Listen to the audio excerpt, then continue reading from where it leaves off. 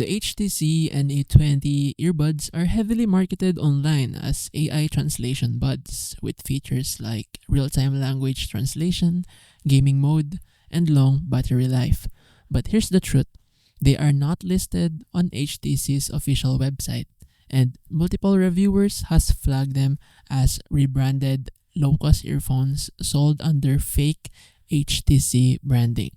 Independent reviews on YouTube and forums call them a scam, pointing out exaggerated specs and misleading claims.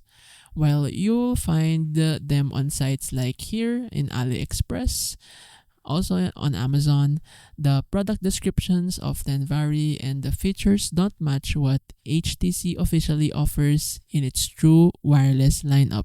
That inconsistency is a major red flag. So the bottom line is that the HTC NE20 earphones are not an official HTC product. Treat them as a scam. Avoid wasting money on flashy marketing promises that don't deliver.